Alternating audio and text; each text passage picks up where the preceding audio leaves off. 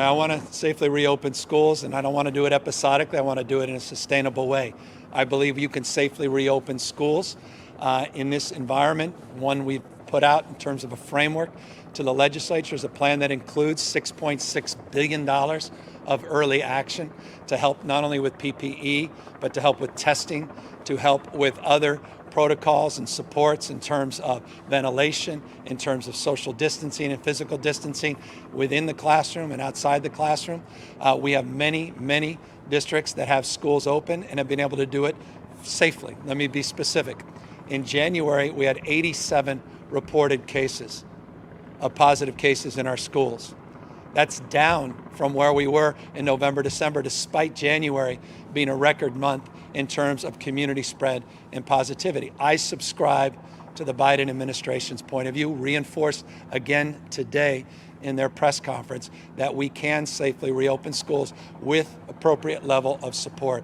So the framework that we put out to the legislature provides a framework for engagement and negotiation that's been ongoing over the course of the last number of weeks. I was just talking to Senator Skinner, and I'll ask her up here in just a moment, how she felt things were going. She's been instrumental in those negotiations, and I complimented her on our team's partnership. The Senate last night just exchanging paper on nuances and details back and forth, and I'm confident we can get to where we need to go, and that's safely reopening our schools for in-person instruction, starting with the younger grades and those with special needs.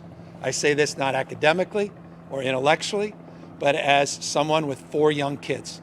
The younger kids are not getting the benefits of distance learning that the older kids are. And I'm very concerned about the equity lens in terms of this conversation, because so many private schools are open. And I believe we can safely reopen public schools to in-person instruction with the appropriate level of safety and support and accountability in terms of enforcing the rules of the road. And we are committed and resolved to doing that in partnership with the legislature. And I'll ask Chair Skinner to talk a little bit about what their timelines look like, but I'm very encouraged by the progress.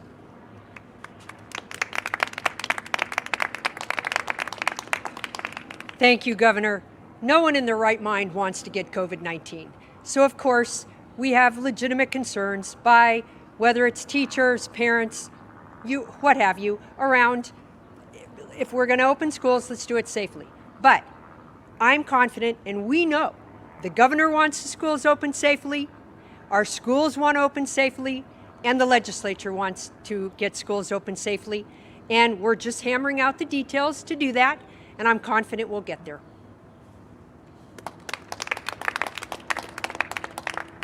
It's that same spirit that brought the legislature and this administration together on the evictions protections. We have the resolve, we have the mindset, we have the relationships. I'm confident that we will land this thing, and very, very soon.